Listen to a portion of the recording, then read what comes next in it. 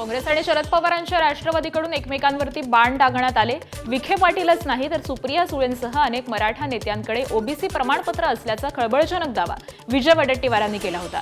वडेट्टीवारांच्या दाव्यानंतर शरद पवारांच्या राष्ट्रवादीच्या नेत्यांनी आक्रमक पवित्रा घेतला। या प्रकरणी दिल्लीमध्ये तक्रार करण्याचा इशारा सुप्रिया सुळेंनी दिला होता आणि त्यानंतर अखेर विजय वडेट्टीवारांनी ट्विट करत सुप्रिया सुळेंची माफी मागितली आहे। सुळेंचं नाव अनावधानानं घेतल्याचं त्यांनी नमूद केलंय। तर वडेट्टीवारांनी दिलगिरी व्यक्त केली असेल तर आपणही आपले शब्द मागे घेतो अशी प्रतिक्रिया शशिकांत शिंदेंनी दिली आहे।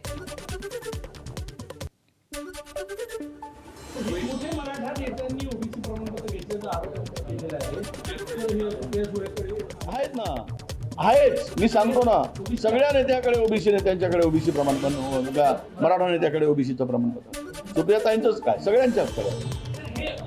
कदाचित पवार साहेबाकडे आहे की मला माहित नाही, मी बोलू शकत।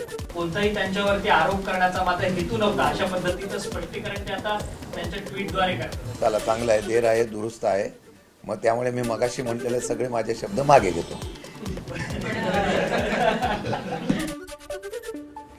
दरम्यान विजय वडेट्टीवारांनी दिलगिरी व्यक्त केल्यानंतर सुप्रिया सुळेंनी देखील प्रतिक्रिया दिली आहे। राज्यात अनेक प्रश्न आहेत, त्यामुळे आता या वादावरती पडदा टाकूया अशी प्रतिक्रिया सुप्रिया सुळेंनी दिली।